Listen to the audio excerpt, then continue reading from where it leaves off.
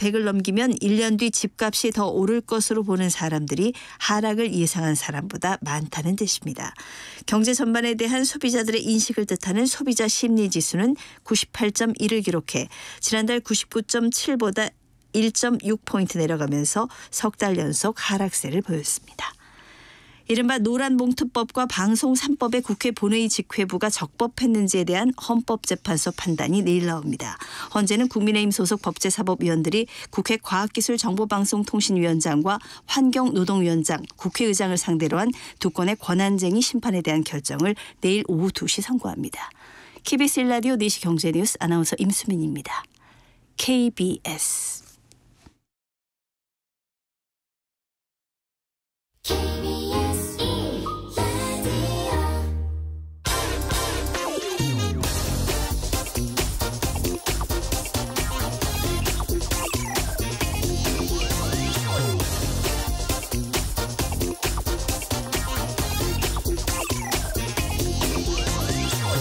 지난주 서울중앙지방법원에서 제주도 남쪽 이 대륙봉 7광구에 대한 재판이 열렸습니다. 원고는 서민민생대책위원회라는 시민단체고 피고는 일본 정부였는데 7광구 개발을 고의로 지연시킨 데 대해서 일본 정부가 1억 원을 배상하고 일본이 이거 의지가 없으니 한국의 단독 탐사를 허용해달라는 내용이었습니다. 물론 일본 정부나 대사관에선 이 재판을 거들떠보지도 않았습니다. 7광구에 대한 한일 공동개발 협정이 종료되는 시점은 점점 다가오고 있는데 우리 정부가 지금 꿈쩍하지 않고 있으니 민간 시민단체가 이렇게 나서고 있는 겁니다. 지난주 재판에서 판사는 원래 다음 달 이 재판을 끝낼 예정이었지만 선고를 미루고 일본 대사관에 다시 한번 이 소장을 보내서 재판에 응할 것을 촉구하기로 했다고 합니다. 우리 정부가 가만히 있는데 민간 시민단체가 이렇게 소송을 건다고 해서 일본 정부가 재판에 응할 가능성 사실 기대하기 힘듭니다. 그렇지만 이런 민간의 노력이 어쩌면 후일 발생할지도 모를 7광구에 대한 국제재판에서 조금이라도 정말 아주 조금이라도 도움이 될 수 있기를 기대합니다. 그리고 어제 국정감사에서도 이 7광구 대책에 대한 질의가 나왔지만 석유공사 사장은 잘 준비하겠다. 그리고 또 외교부는 한일 협정을 통해서 공동개발이 현실화돼야 한다. 이런 하나만한 소리만 반복했습니다. 네, 경제와 정의를 다잡는 홍반장, 저는 KBS 기자 홍사원입니다. 이번 주 금요일까지 책 선물 이벤트 진행합니다. 내년 부동산 시장 변수와 이슈를 담은 김경민 교수의 새 책 부동산 트렌드 2024 하루에 4분씩 추첨해서 드립니다. 이 책 받고 싶은 분은 짧은 문자 50원, 긴 문자 100원이 드는 샵 9730으로 이름과 연락처, 주소 보내주시면 됩니다. 자, 홍사원의 경제쇼 출발하겠습니다. 유튜브 오늘도 함께 갑시다.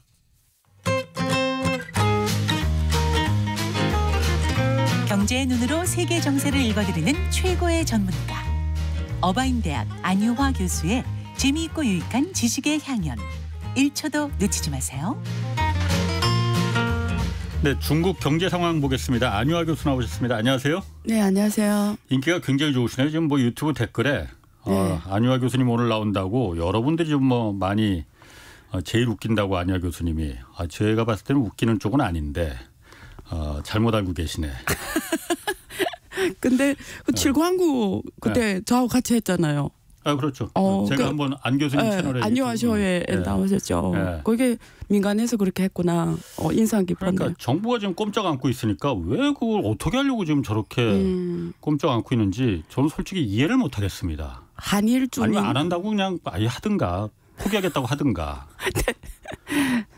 글쎄 말이. 자, 본론으로 들어가서 오늘 일단 먼저 요즘 제가 사실 미국 10년물 국채 이거 굉장히 관심 있게 보고 있거든요. 심지어는 재미도 있더라고요, 막. 투자를 했어요? 아니. 투자는 안 하고. 오케이. 네. 그 10년물 국채 금리가 이 마지노선이 5%라고 하잖아요. 이거 돌파했다가 다시 떨어졌다가 그런데 어쨌든 안 떨어지고 있는 것 같아요. 이게 여러 가지 이유가 있겠지만은 중국이 이 국채를 계속 내다 팔고 있기 때문이다. 그래서 지금 이 국채 금리가 올라가고 있다. 이런 얘기도 있잖아요. 그게 큰 영향을 미치는 겁니까? 큰 영향은 미치지 않고 미국 국채 주요 소지자는 미국 금융기관들하고 미국 정부입니다. 자기네 발행해가지고 연준이 제일 많이 사고 거기 금융기관들 제일 많이 사기 때문에 뭐 중국이 팔아 떼서 막 뭐 그 정도 영향 주는 거 한데 시그널 효과는 있겠죠. 근데 중국만 판 게 아니고요. 올해 그러니까 상반년 6월까지 중국이 한 1,000억 달러 정도 매도를 했고요. 지금 한 8천억 달러 조금 넘게 갖고 있고 일본은 더 많이 팔았어요. 그러니까 1월부터 6월까지 1,200억 달러.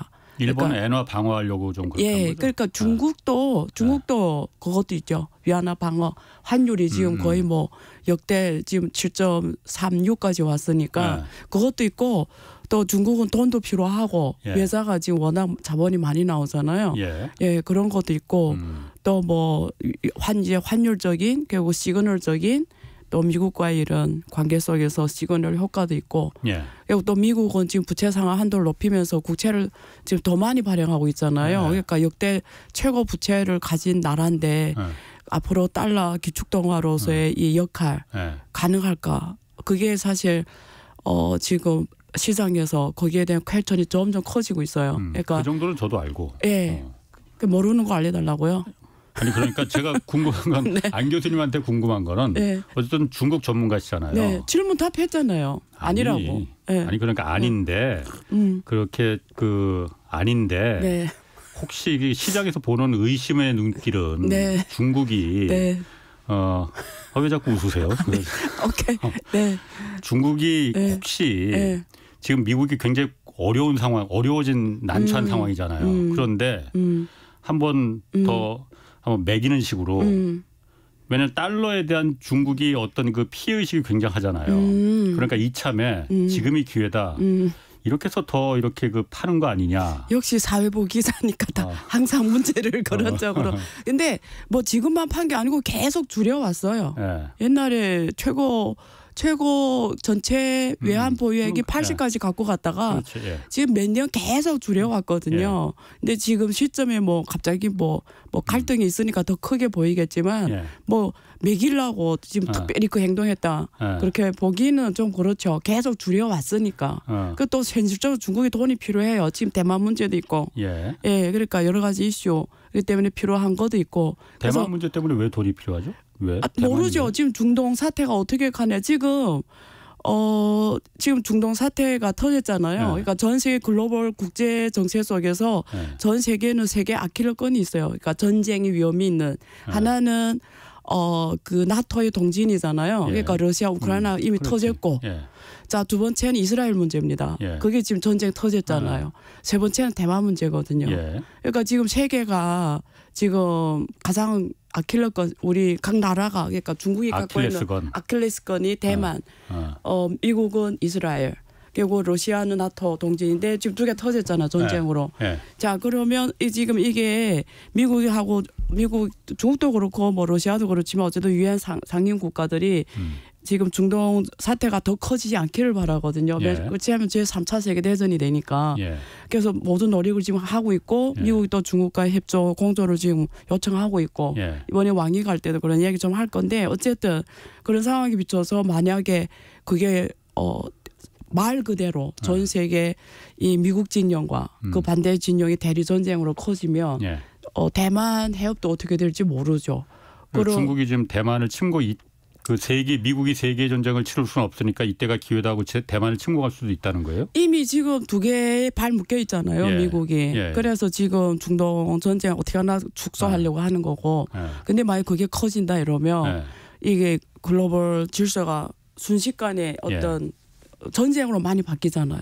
근데 예전에 안 교수님이 제가 다른 분은 몰라도 안 교수님 말하는 건 제가 굉장히 기억하고 있어요. 독특하시니까 기억을 많이 합니다. 중국이 절대로 대만 침공 못한다고 하셨거든요. 그 이후로 잠깐만 침공이란 표현은 잘못된 거고요. 중국에서는 침공이란 표현은 절대 쓸 수 없어요. 침공이라는 거는 대만을 하나의 독립 국가로 봤을 때 쓰는 표현이기 때문에 공격? 중국은 수복 그리고 통일 이런 표현을 쓰는 거죠. 그러니까 대만 수복. 그 대만 수복을 위해서 군사력을 동원해서 들어갈 수 없는 이유가 저 주장이 똑같이 지금도 그래요. 조금 전에 그 어디 그러니까 수복한다며. 어디 한다고 그랬어요. 지금 예. 세계 문제가 있다. 지금 우리 지구상에 예. 이 세계 질서를 정한 이 세 나라가 예. 각자의 아킬레스건이 있다. 예. 예? 예. 그리고 다 이게 전쟁이 도화선이 되는 건들이다. 예. 두 개는 이미 터졌다. 예. 근데 중국은 어쨌든 간에 뭐 시진핑 지도부를 떠나서 예. 뭐 넥스트라도 어쨌든 대만은 예. 중국의 34개 성에 속해요. 예. 어쨌든 수복을 해야 되는 상황이기 때문에 예. 어쨌든 해결해야 되는 문제예요. 근데 이게 시점은 언제의 문제인데 예. 우리가 세계 역사를 보면 모든 것이 항상 세계 흐름 속에서 결정이 되는 거잖아요. 예. 그런 변수는 있다 이거죠. 그리고 또 지금 내년에 미국 선거에서 공화당이 올라오면 예. 트럼프가 오면 바로 그게 이슈로 커질 거니까. 그렇겠죠. 그러니까 지금 그런 거 다 복합적으로 돼 있다는 거예요. 갑자기 뭐 하다 얘기했죠. 아니, 그래서 지금 돈이 필요하다. 중국은 지금 돈이 필요하다. 그것도 중요하지만은 네. 대만 그 수복 공격도 지금 굉장히 그 관심 있고 중요한 얘기거든요. 네. 그래서 일단 미국 국채 중국이 영향을 미치느냐 이거 잠깐 놔두고 예. 그 얘기 잠깐 먼저 좀 할게요. 그건 저도 궁금하니까. 질문이 없는 내용 할 때마다 예, $500씩 받겠습니다. 아니요. 밥 한 번 제가 사드릴 테니. 예. 중국이 그러면은 네. 지금 그 정상적인 평상시 같았으면은 미국이 당연히 대만을 도와서 그 중국의 수복을 이제 막을 테니 네. 그런 상태에서는 중국이 군사력으로는 도저히 미국하지 않테니 네. 꿈도 꾸지 못하겠지만은 네. 지금은 러시아하고 우크라이나 전쟁을 미국이 일단 그 간접적으로 개입하고 있고 네. 이스라엘 중동 사태는 네. 잘못하면 이스라엘과 미국의 관계는 사실 우리가 다 잘 알고 있으니까 네. 확전이 되면은 참전을 개입을 안 할 수가 없을 거라면 그럼 두 개의 전쟁을 미국이 하는 것도 부담스러울 텐데 그렇죠. 이때가 기회다. 네. 이렇게 생각할 수 있다는 거예요? 저는 그런 건 있어요. 네. 만약에 이거는 제가 그냥 예. 시나리오입니다. 예. 뭐 제 시나리오 중요하지는 않아요. 그냥 예. 제가 상상의 날개를 펼치는 것뿐이고 예. 제 책을 안 읽었었구나 또 불러 안 읽었죠. 지금도 독후가 안 내셨고. 어쨌든 4분의 3 정도 읽었어요 지금. 네, 거기에 나온 내용인데 예. 저는 이렇게 봐요. 예. 만약에 그러니까 특히 미국 대표라는 나라가 말하는 론리를 따라가겠다는 거예요. 저는 예. 중국 론리가 아니라 예. 우리 맨날 그 미국이 중국을 말하는 식으로 그 론리를 따라가면 예. 미국이 항상 중국이 뭐 2027년 예. 혹은 뭐 시진핑 3기 내에 미국식 표현은 뭐 대만 침공이라고 하는데 예. 어쨌든 할 거라고 하잖아요. 예. 그 사람들이 론리로 따라가 보면 그럼 제가 봤을 때는 예. 안유아 오피니언은 예. 만약에 중국이 먼저 이걸 터뜨린다고 하면 예. 이 전쟁을 예. 저는 오히려 지금 더 기회가 많다고 생각해요. 그러니까 27년에 하는 것보다 지금 낫다. 근거는 뭐냐면 지금 도대체 중국이 어떤 군사 실력인지 미국이 정보를 못 갖고 있어요. 예. 예. 그리고 지금 시간이 갈수록 대만과 그다음에 대만이 그 독립 뭐 민진당 피우면서 독립하려는 사람들 많잖아요. 예. 그런 사람 포함해서 미국 포함해서 서방 세계가 그 사이에 준비할 시간이 많아지는 거예요. 예. 대응해서. 예. 근데 지금은 사실 중국 하나의 블랙홀에서 파악이 안 된 상황이거든요. 그런 상황에서 오히려 지금 하는 게 훨씬 승산이 저는 더 크다고 봐요. 굳이 중국이 먼저 한다고 가정했을 때. 그건 언젠가는 전쟁 그 대만이 공격이든 수복이든 한다는 전제 조건이 깔린 거잖아요.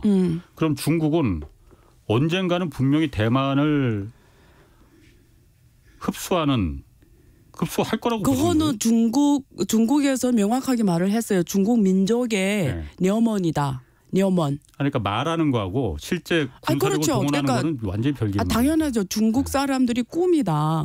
이러니까 해야 되는 거죠. 예. 그러면은 지금 대만 총통 선거가 지금 내년 1월에 있잖아요. 네. 지금 사실 그 친중파가 있고 반중파가 있습니다. 네. 지금 현재는 사실 대만 야당이 친중파인데 네. 야당 친중파가 지금 약간 좀 4분의 5돼 있거든요. 국민당. 그러면 예를 들어서 내년 1월에 그 대만 총통 선거가 다시 또 반중파가 잡는다고 했을 때 그러면 중국이 뭐 어떤 결심을 할 수도 있는 거예요? 아니 그거는 저는 거기 선거에 따라서 뭐 어떤 결심 이런 거는 아닌 것 같고 지금 이번에 폭스콘에 대해서 세무조사하고 토지조사를 시작했잖아요. 그러니까 중국 정부가. 그래서 많은 사람들이 이게 뭐 뭔 일이냐 배경이 뭐냐. 그래서 여러 가지 설이 있어요. 하나는 뭐 애플 공급망을 뭐 끊어버리려고 하는 네. 어떤 미국이 하도 중국을 지금 공격하니까 예, 예. 지금 저가 AI도 못 수출하게 하니까 예. 중국이 반격으로 한다 예. 이렇게 얘기하는 설이 있고 예. 하나는 거기 그 오늘가 그 타이밍이잖아요. 그 예, 타이밍이 그 타이밍. 지난번에도 대선 후보로 나왔는데 됐고 정책 꿈이 있더라고요. 예, 그분이 또 그런 꿈이 있더라고요. 좀 예. 트럼프를 좀 지향하는 것 같아요. 친중파요 그리고.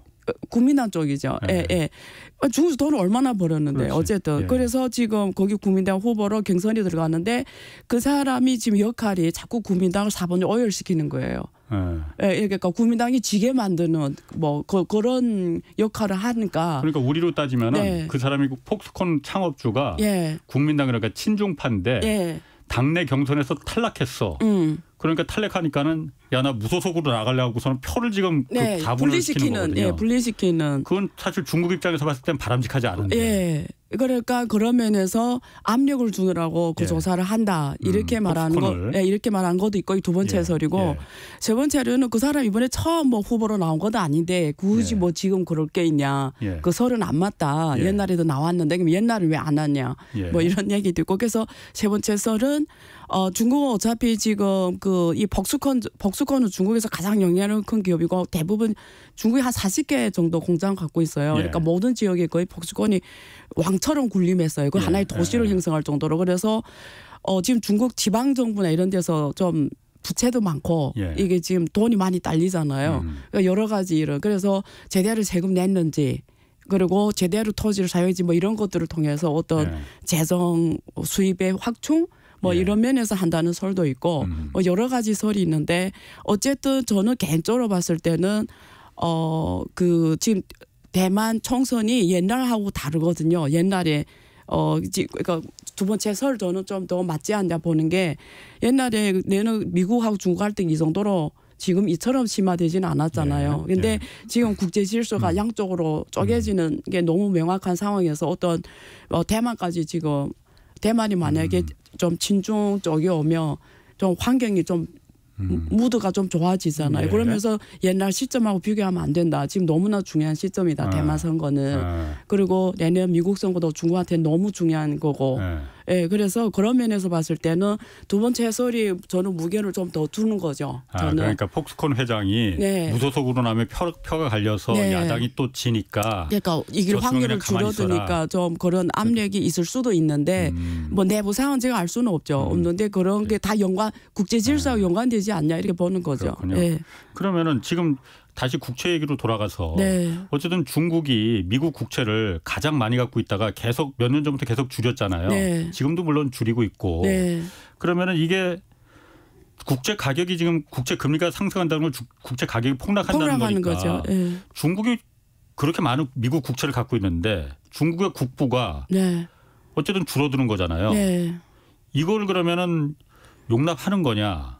중국도 그러면은 손해인데 뭐 살을 내주고 뼈를 취하는 거나 뭐 이런 얘기도 있긴 하다마는 어떻습니까? 중국도 손해잖아요. 이런 거 어쨌든. 근데 그거는 이제는 너무 옛날 이슈예요. 옛날 그런 이야기 많이 했잖아요. 네. 팔지 못한 이유가 결국 네. 자기 절로 자기 손실을 입는다. 그래서 할 수 없이 하는 건데 근데 그게 이미 의미가 없어진 게 네. 미국 인플레이션 워낙 심해서 네. 그 지금 옛날에 발행했던 그때 샀던 그러니까 국채 가격은 어떻게 떨어지냐면 네. 지금 발행하는 거는 금리가 높아요. 그렇죠. 근데 옛날 발행은 금리가 엄청 낮아요. 그렇지. 그러니까 그걸 받아봤자 인플레이션 감안하면 실제 마이너스 수익률이에요. 그런 면에서 크게 의미가 없어요. 그래서 오히려 지금 현금을 받아서 예를 예, 들면 예. 현금을 받아서 다시 예금하는 게 나아요. 지금 예금하면 5.5% 주는데 예. 그래서 누가 그런 얘기를 했잖아요. 만약에 중국이 외환시장이 개방되면 예. 중국은 지금 2.5%거든요. 미국이 5.5 이거 달러예요. 그러면 그냥 돈을 갖다가 그냥 미국에 가도 예금만 그러게. 해도 사실은 뭐 그냥 평생 먹고 산다. 예. 그냥 예금만 해놔도 뭐 그런 소리 맞는 말이거든요. 중국 내 그러니까 자본가들이 예, 자본가들이 중국 사람들도 월 뭐 그럴 수 있겠네요. 2만 얼마 뭐 한국 돈 네. 얼마지 한 200 몇만씩 받으면 먹고 사는 지장 없잖아요. 그렇군요. 이게 한 10억 정도 예금해 놓으면 10억 정도. 그러니까 지금 맞는 말이거든요. 그래서 그런 면에서 사실 지금 전략이 오히려 팔았다가 다시 예금으로 넣는 게 더 낫죠. 사실은. 근데 옛날 발행금리 너무 낮아서 그렇군요. 예, 큰 의미는 없어요. 그러면은 그것도 좀 궁금해요. 예. 왜냐하면 그게 지금 뉴스가 속 들어왔는데 네. 7월에 지금 미국의 고위급 관리들이 계속 중국 방문했잖아요. 네, 토니 네. 블링컨 이제 국무장관부터 네, 그렇죠. 시작해서 옐런 재무장관, 그렇죠. 지난번에 뭐 회의도 했고. 러문드 상무장관 다 갔잖아요. 예, 예. 그 왜 갔는지 그거 아직도 안 나왔어요? 뭐 나오는 게 없어? 예. 사실은 이번에도 지금 왕이 또 간다고 그러잖아요. 왕이는 이제 미국으로 가는 거고 워싱턴으로. 그러니까 내 말이 예. 그러니까 왔다 갔다 서로 교류하는 건데 예. 포인트가 뭐냐면 이번에 왕이가 왜 가는 데에 대해서 미국 박관이 공동섬에다 기자회견했어요. 왕이 예. 왜 오냐. 예. 근데 거기 말하는 게 세 가지인데 하나는 두 나라 간의 오해를 푸는 예. 그러니까 불필요한 마찰을 피하는 예. 그리고 공동으로 협력할 수 있는 건 협력하고 예. 그리고 이번 중동 문제에서는 공동의 협력을 이번 중동 문제에 대한 공동의 협력. 예. 예. 근데 뭐 시진핑하고 뭐 그 누구야 바이든이 이제 만나는 거기에 대한 뭐 그것 때문에 사실 이런 얘기는 없었어요. 그러니까 항상 미국 쪽에서 나온 이야기는 뭐냐면 두 나라가 계속 이렇게 극한으로 서로 예. 가다가 불필요한 마찰이 너무 커지면 너무 손실이다. 예. 그런 것까지는 줄이자 위험 관리. 위험 관리 차원에서 실무진 협력은 강화하자, 예. 대화 강화하자 그런 차원에서 고위급이 자주 만나자. 근데 이게 양국에 다 필요해요.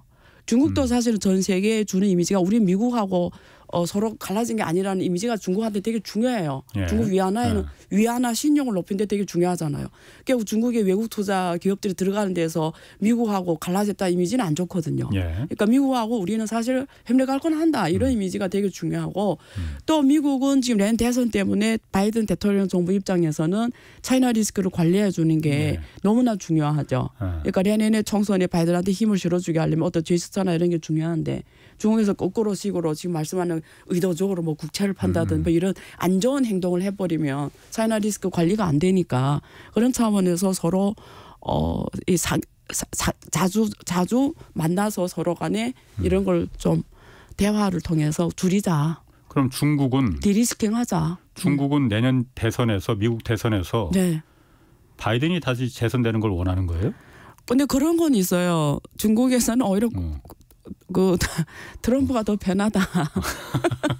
트럼프는 적어도 형제들을 앞세워서 야 출발 너 가 너 막아서 뭐 이러진 않고 혼자 싸우니까 1대1로 사나이답게. 그러면 주변 나라들은 중국이 어떻게 할 공간이 생겼잖아요. 그럼 항공하고도 할 공간이 생기고. 근데 이거 바이든이 동생들 앞세워서 먼저 하게 하니까 혼자서 1대 다 싸움을 하기에는 불편하잖아요. 그러니까 그 트럼프도 네. 그걸 지금 보고 보고 있을 거 아니에요. 그렇죠. 바이든이 어떻게 그게 또 하는지. 몰라요. 이기는 또 어떻게 할지는 몰라요. 그러니까. 보니까 되게 효과적인 이럴 수도 그렇죠. 있죠. 예. 아니 중국 입장에서는 네. 바이든이 내년 대선에서 이기는 게 유리하냐, 트럼프가 유리하냐. 예. 그 궁금한데요. 근데 지금 대부분은 트럼프 쪽으로 기울는데 네. 저는 그렇게 안 봐요. 저는 왜 그러냐면 오히려 트럼프가 올라오면 대만은 진짜 문제다. 대만. 왜냐면 트럼프는 러시아하고 친하거든요. 그렇지. 예. 그 아들 문제도 있고. 그래서 저 전쟁은 빨리 마무리 놓고 마무리할 것 같아. 야 빨리 평화협정해 뭐 이런 식으로 뭐 예. 우크라이나 뭐 양도할 거 양도해 뭐 이런 식으로 있잖아 해가지고 마무리 짓기고 집중 대만 문제에 집중할 것 같아요. 그런데 대만이 왜 그러면 더 문제가 되는 거예요? 아니 대만 전쟁을 통해서 트럼프 입장에서는 어떤 그 중국의 힘을 더 약화시키는 게 미국의 우선 전략으로 갈 수 있죠. 오히려 둘을 싸움을 붙여서 그러면 중국의 그렇죠. 힘을 약화시킨다. 그렇죠. 예, 전쟁 하나로 항상 손실되게 돼 있잖아요. 아니 항상. 예. 그거는 좀 그건 좀 아닌 것 전 같은데. 그렇게 봐요. 아니 왜냐면은 대만이 지금 그 안전할 수 있는 거는 네. 다른 거 없었잖아요. 네. TSMC라는 반도체 쉴드라고 하잖아요. 반도체 맞아요. 공장이 있기 때문에 맞아요. 그거는 만약 거기가 부서지면은 맞아요. 미국의 전 새로운 세계 아니, 특히 다른 나라 생각하지 말고 네. 미국의 그야말로 그 핵심 이익에 매우 큰 지장을 받기 때문에 지금 미국이 대만에 급변 사태가 안 일어나도록 우리가 도와주겠다, 방위를 책임지겠다 하는 거잖아요. 그런데 오히려 중국의 그래서 대만의 오피니언들은 오피니언 리더 또 한국처럼 있을 거 아니야. 쭉 방송에나 좀 말빨이 센 사람들이 이견이 갈래요. 그러니까 미국이 리솔링 하잖아요. TSMC나 삼성이나 막 오게 했잖아요. 북미에서 해라. 공장 짓고 있고. 리쇼링. 난 리소룡이라고 하죠. 한국 발음이 똑똑하지 않으면 뭐 내 영어 발음 맨날 지적해. 오케이. 그래서 오라 미국에 와서 해라. 그게 대만의 오피니언 말한 게 사실 이건 대만을 예. 그냥 놓는 거다. 이게 대만 TSMC가 다 미국가 해버리면 예. 대만의 전략적 가치는 미국한테 중요하지 않다. 예. 그래서 미국대로 따라가면 안 된다. 예. 미국에서 하면 안 된다. 이렇게 주장하고 있어요. 예. 예. 근데 또 어떤 또 쪽은 두 불인데 어떤 쪽은 아니다. 예. 이게 우리가 중국하고 이런 리스크가 있기 때문에 예. 오히려 그래서 양쪽에 분산해야 된다. 공급망을. 예. 그래서 양쪽에 너물어서 이 아시아 쪽하고 그쪽에서 이렇게 뭐 동쪽에 불이 안 켜지면 서쪽에가 불을 켜다는 식으로 해야 된다. 그래서 좀 대만도 의견 나뉘어요. 예. 그래서 만약에 TSMC가 만약에 북미에다가 완전한 그 생태계를 만들어 놓으면 예. 사실 아까 그 오피니언 리더들이 말하는 것처럼 그런 전략적 가치는 많이 줄어들겠죠. 트럼프는 워낙 아메리칸 퍼스트에서 트럼프부터 그거 하게 한 거예요. 우리 대화해라고. 당장 우리 독립화해라고 트럼프가 엄청 압력을 줬거든요. 세계 대기업들한테. 예. 그게 트럼프가 더 강하게 압력을 주기 시작한 거예요. 그러면 그 대만 입장에서는 내년 네. 대선에서 미국 대선에서 트럼프가 될까 봐 좀 쫄고 있겠네 그러면요. 그렇죠. 거기는 되게 그럼 바이든이 되길 두 손 모아 빌고 있는 거예요 그러면은 대만 입장에서는? 뭐 그거는 각자 의견 다르겠지만 그래도 바이든은 어쨌든 동맹 가치를 높게 놓잖아요. 자기네 국제 질서 속에서의 가치가 동맹국 가치를 앞에다 놓고 하는 거니까 트럼프하고는 좀 다르죠. 그럼 그 말씀하신 대로 예.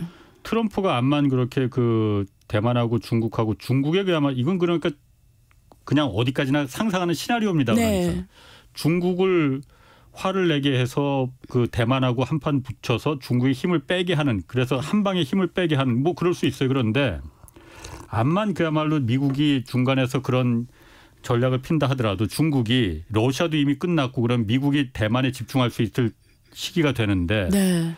중국이 군사력으로 네. 미국하고 붙을 만한 실력이 안 되는데 더군다나 저 지난번에 말씀하셨듯이 중국 한전을 갖고 있는 그 가정들이 많은데 그 네. 자기 애를 갖다가 네. 전쟁터에 끌어들이겠느냐. 네. 시진핑 그러면 인기가 급락할 텐데 네. 암만 미국이 그걸 중간에서 그런 계략을 네. 한다 하더라도 거의 끌어 들어가겠습니까? 네, 그 앞쪽만 기억하시고 뒤쪽 말은 기억을 못 하셨네. 그래서 제가 뭘 이랬잖아요. 그런 말을 하면서 아. 절대 중국이 먼저 하지는 않을 거다. 그런데 이런 경우는 있다. 러시아 우크라이나 전쟁 발발 배경 보면은 예. 상황이 전쟁 안 하면 안 되게 만들어 놓는 거잖아요. 도저히. 예, 그러면 예. 어떤 상황이 중국이 전쟁 안 하면 안 되는 상황이냐. 미국이 그 트럼프 때 대만 정책법이라고 해가지고 대만 나라다라고 공개적으로 말을 했잖아요. 예. 국가다 이렇게. 그러니까 싸우지 않으면 안 되게 만들어 놓는 거예요. 그 상황이 올 수밖에 없는 거예요. 자존심도 그렇고 또 이게 마지노선이라고 했잖아요. 예. 건드리면 안 되는 마지노선. 그건 안 할 수가 없게 만드는 거죠. 알겠습니다. 예. 이 얘기 하려고 그랬는데 아까 그 어쨌든 미국 고위 관료들이 갔을 때 네. 그때 다들 안 교수님도 그렇게 좀 추정을 하셨었고 네. 네. 미국 국채가 아마 가장 현안일 거다. 네. 국채 좀 중국이 사달라고 옐렌 옛날처럼. 좀 사달라 뭐 그래. 지금 와서 보면은 네. 그거 다 안 사준 그게 다 그럼 안 먹혀 들어간 거죠, 그러니까. 네. 물론 그런 현안이 오고 갔는지는 모르겠지만 네. 네. 안 먹혀 들어간 거죠. 어갔을 것 같아요. 네. 네.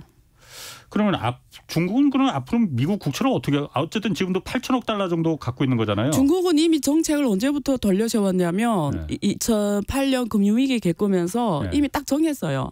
이제는 돈을 왜 미국 국채다. 예. 올인하지 않는다. 예. 될수록 줄인다. 예. 대신에 뭘 늘렸냐면 황금, 금. 그다음에 두 번째 세계 모든 나라에 나서 광산 확보. 인프라 확보. 예. 여기에 돈을 위한 보액을 다 운영했어요. 그럼 지금도 이제 그게 지금 빛을 보는 거예요. 이거지, 그러니까. 그게 지금 빛을 보는 거예요. 아, 그러니까 광산 확보. 광산 예, 같은 걸 확보하는 광물. 게 예. 그 국채 팔아서 그 그렇죠. 돈으로. 예. 그럼 미국 국채를 앞으로도 계속 중국이 내다 팔면은 네. 미국이 굉장히 싫어할 거 아니에요. 그렇죠. 저는 싫어하는 게 떠나서 미국은 이제는 우리가 뭐 저기서 강연을 하지는 않을게요. 예. 우리 세계 질서가 돌아가는 원리가 미국이 세계 은행이었다. 예. 그다음에 뭐 제 책에 다 있어요. 나중에 전체 보세요. 결론만 말할게요. 예. 미국은 세계은행 역할을 했다. 미국은 세계은행 역할을 했다는 건 뭐냐면 돈을 찍어냈다 달러를.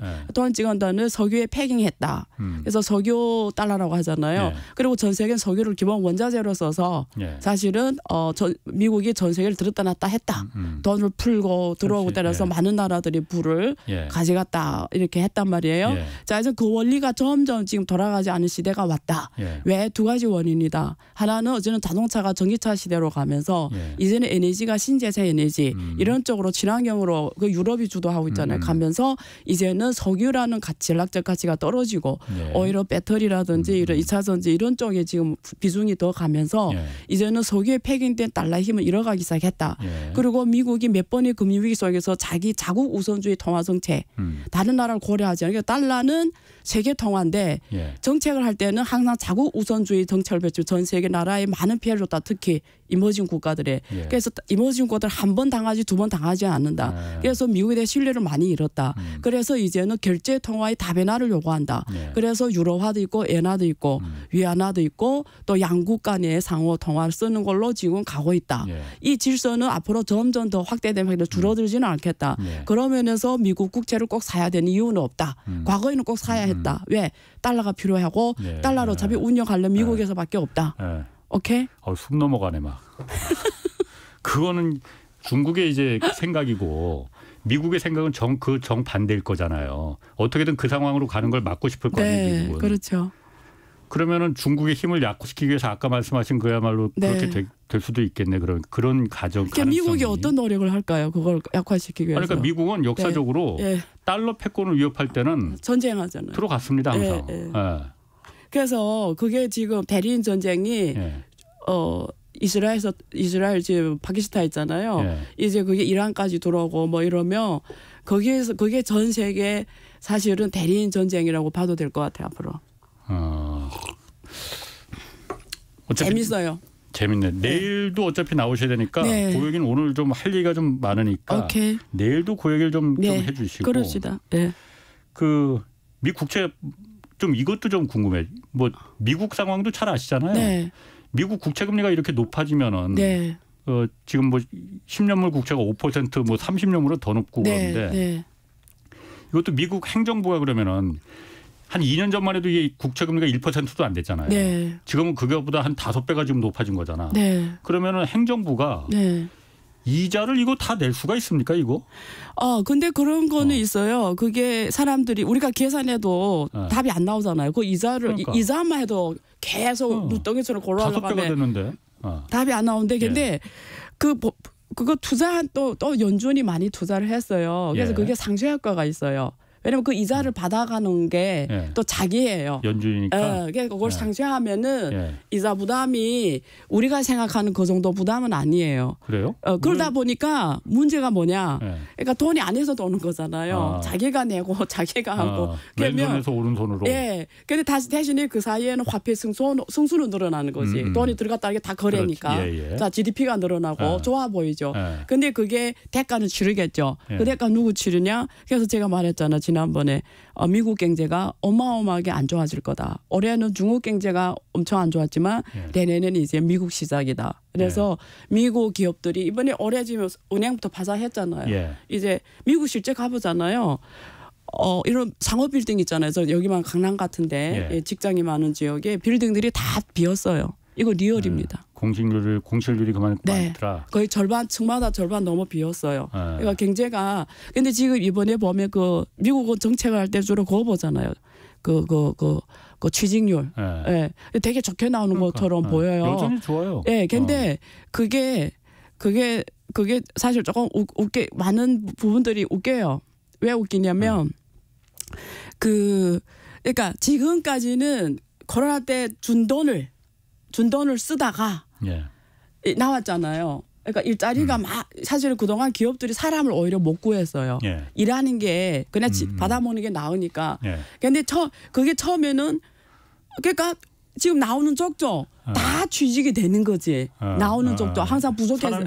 부족하니까 다 취직. 근데 거기에 이제 어느 정도 올라가다가 떨어지는 분기점이 있을 거예요. 근데 그게 지금부터 이미 보여요. 소비나 이런 게 줄어들고 있거든요. 예. 이제는 소비 원력이 없으면 어떻게 하냐면 나가서 돈 벌어 할 수밖에 없어. 예. 그러니까 옛날에 한 계좌에 10명이 경쟁했는데 한 계좌에 한 명이 경쟁했는데 이제는 한 계좌에 10명이 나온다는 거지. 그럼 그때부터 데이터에 잡히는 거죠. 이게. 그래서 그거는 보여지는 현상이고 그게 본격적으로 전환하는 게 저는 지금 이번에 어쨌든 11월 정도 금리를 올리는 걸 거의 전문가들은 그렇게 예상하고 있어요. 11월에 올린다. 근데 그게 실업률 데이터를 보고 할 건데 어차피. 그래서 그 데이터가 가장 중요하긴 해요. 이렇게 보면서 지금 정책 어떻게 하는데 올리는 걸 다 보고 있어요. 그러면 내 생각에 1월 2월 이 정도 되면 엄청 안 좋아질 거예요. 어마어마하게. 왜냐면 이제 실업률이 다시 늘어나고. 기업들이 버티기 힘들어요. 지금 생각해봐요. 지금 어디다 돈 투자해야 5.5%더 버냐고. 지금 경제가 이렇게 안 좋아한데. 그런데 융자 비용이 어쨌든 6% 넘어갈 거 아니에요. 그러니까 국채금리가 5.5%. 그거 뭐 해서 돈을 그렇게 버냐고. 왜냐면 지금 신흥산업이 있잖아요. 첨단산 아직 그 정도 수익률을 못 줘요. 그냥 기존 산업은 이미 과잉이 돼서 돈 못 벌어요. 그게서 지금 경제가 이렇게 다 안 좋거든요. 근데 이게 지금 이렇게 구조 변환 시기에 지금 금리를 그렇게 올린다라는 게 말도 안 되는 이게 금융학적으로 답이 안 나오는 일이에요. 근데 지금 어쨌든 버티고 있잖아요. 그 정도 5.5%는 그게 지금 푼돈으로 버틴다고요. 결국 다 서비스업이에요. 자리가 서비스업이에요. 그러니까 지금 그게 곧 변화가 될 거예요. 변화가 이제. 될 거다. 그러니까 그 실업률이 다시 이제 그러면 이제 지금까지는 좋지만은 실업률이 막 높아지고 그럴 거다 이거예요. 네. 그게 미국에 지금 일자리가 워낙 많다고 그래갖고 그래서 나도 이제 곧 일자리 찾아봐야 될지도 모르는데 미국이나 가볼까 지금 그 생각도 했었는데. 저는 좋다고 생각해요. 미국 가서 홍사훈 쇼 찾아가는 홍사훈의 경제 뭐 이런 거. 같이 한번 해보실까? 그럽시다. 그러면은 사실 미국의 국채금리가 이렇게 그럼 높아져서 미국의 경제가 못 버티고 기업들이 이 정도 금리를 못 버틸 것이다. 그러면은 사실 국채를 이제 너무 많이 찍어내니까 이런 거니까 그럼 방법은 사실 없는 건 아니잖아요. 국채를 안 찍어내고 증세하면 되는 거잖아요.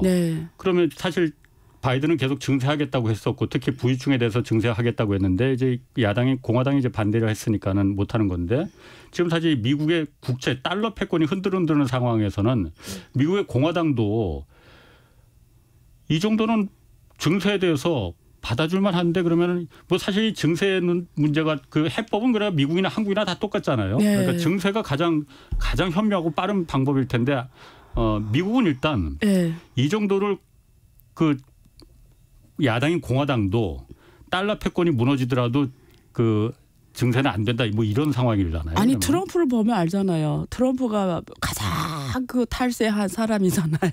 그래서 돈이 그런 많은. 그리고 맨날 그 뉴욕시 시장하고도 맨날 그 싸운 게 면세해달라는 세금 면제해달라는 거잖아요. 그러면 다 답이 나오잖아요. 세금 문제는 이익을 재분배하는 과정이거든요. 모든 나라가 세금 문제는 기득권을 건드리는 문제이기 때문에 어려운 문제예요. 그리고 그동안에 국채 발행하는 게 미국은 좋았던 게 그냥 자기네 리스크를 다른 나라에 전가하면서 자기네는 아무 대가도 안 치르고 온 가장 좋은 해법인 거예요. 중국 그 경제 성장률 보면은 사실 미국도 경제가 좋지만은 중국도 지금 굉장히 좋습니다. 일단 성장률 그 지표로만 보면은 부동산 뭐 위험하다 어쩌다 그렇지만은 3분기 경제 성장률 발표된 거 보면 4.9%로 이거 시장이 예상했던 것보다 훨씬 좋았거든요. 왜 이렇게 좋았던 거예요? 그 표현을 일단 반대하고요. 좋다라는 표현을 반대합니다. 근데 반대? 좋았는데? 아니 그러니까 왜 반대한지 말씀드릴게요. 일단 예상치를 넘었다잖아. 4.5. 예상치는 4.5였는데 실제는 4.9가 나왔어. 아니 그러니까 예상치에 아무 의미 없는 거예요. 그거는. 실제가 중요한 거잖아요. 자, 그럼 4.9가 좋은 거냐. 자, 나누어서 설명드릴게요. 우리가 저는 하도 경제학 교실을 여기서 많이 해서 이제 잘 아실 거라고 보는데 투자, 수출, 소비, 오케이? 저 왜 웃는지 잘 모르겠는데 지금 안경님 왜 웃으시는지? 아니 알아들을 거라고 확신해서 좋아서 웃는 거예요. 너무 무시하시네. 아니. 자, 하나씩 보겠다라는 거예요. 자, 투자. 기분이 나빠지려고 그러네. 자, 나빠도 참으세요. 자, 투자를 볼게요. 지금 지표 제 앞에 있는데 투자는 부동산은 계속 나빠요. 예. 이게 지금 마이너스 9%. 예. 자, 투자해서 제조하고 인프라예요. 예. 자, 제조와 인프라가 이게 항상 포지티브하게 있었어요. 위에 마이너스는 예. 아니에요. 자, 근데 이게 2021년에 최고점을 거 지금까지 계속 떨어져요. 예. 지금 얼마나 6.2예요. 2021년에 13.5 증가율이. 예. 자, 그리고 인프라는 9.4에서 지금 6.2, 제조업은 13.5에서 6.2. 그러니까 추세는 계속 떨어져요. 오케이? 투자. 예. 부동산은 계속 마이너스 엄청 안 좋고 지금 그 쇼크 상태 발생한 거고. 두 번째 소비. 내수. 그나마 소비가 지금 뭐 좋다는 걸로 지금 언론에 많이 나왔을 거예요. 그 소비 증가율을 보면은 개선이 됐어요. 이게 지금 보면은 요 몇 개월 데이터를 보면 최저점이 6월에 찍었다가 지금 조금씩 올라가서 지금 9월에 5.5거든요. 소비가 좀 올라갔다. 그래서 소비가 이번에 국경절이 있었잖아요. 장기 제일 소비하는. 그래서 이 데이터가 지금 소비 쪽에서 조금 좋게 나오는 것처럼 보이지만 이것도 사실은 최고 좋을 때는 18.4% 증가율에서 지금 5.5니까 뭐 별로 좋은 것은 사실 아니에요. 그러니까 지금 너무 안 좋았으니까 지금 어쩌면라도 좋게 보인다라는 거고 수출 계속 마이너스입니다. 지금 수출이 지금 제일 안 좋았던 7월 달이었는데 마이너스 지금 12%였다가 지금 마이너스 6이에요. 그러니까 마이너스 12에서 6.2. 자, 그래서 기본 지표들을 보면은 별로 좋지가 않아요. 더 나빠질 거로 예상했는데 덜 나빠졌다 이 얘기라는 거예요. 그 표현이 정확해요. 그 표현이 정확하고. 근데 놀라운 거는 제가 이제 안유아 독서모임 강연에서 지난달에 한 건데 제가 중국 지표, 한국 지표 놓고 하잖아요. 한국 지표 더 나빠요. 이런 경제 지표가, 거시경제 지표가. 한국 지표는 다 마이너스에서 왔다 갔다 해요. 그래서 중국은 이런 포지티브 조금도 있는데 다 마이너스예요. 그러니까 전 세계 글로벌 경제가 다 안 좋아요, 솔직히. 근데 중국, 한국 이런 나라들 특히 안 좋아요, 지금 현재. 그래서 지금 근데 왜 그럼 이걸 시장에서는 걔도 뭐 괜찮다 이렇게 말하냐?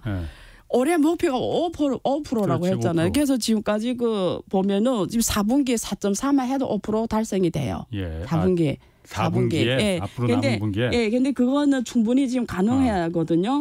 그래서 올해 목표는 달성한다. 지금 1분기, 2분기, 3분기 데이터를 보면은 지금 된다. 5%. 그래서 원래는 5% 안 된다고 이렇게 안 좋게 보는데 부동산 때문에 부동산이기 때문에 안 좋게 보는데 많다가 그래도 뭐 지금 무난하다 뭐 이렇게 보는 거죠. 근데 좋다고 표현하기는 아니고 우리가 생각한 그 최악의 상황은 아닌 것 같다라는 정도에 나는 반대를 그 해요. 지금 나는. 근데 지금 그 사람들이 표현을 빌리면 그렇다라는 거예요. 근데 내가 또 풀어야 되니까 그냥 여기까지 답해드릴게요. 아니 하나 더 묻고 싶은데 물어봐요. 오케이. 그 1, 2분기는 굉장히 나빴잖아요. 3분기엔 그래도 더 나빠질 거라고 생각했는데 그거보다 살짝 좋은 것 어쨌든 덜 나빴다. 덜 나빴다는 덜 거잖아요. 나빴다 합시다. 그러면 한국이 지금 가장 기대하는 게 중국 리오프닝이니 뭐 중국이 살아나면 우리도 거기 이제 좀 구름 낀 변이라도 좀 이제 받아먹을 게 있다. 표현이 좀 그거는 좀 너무 좀 그렇다.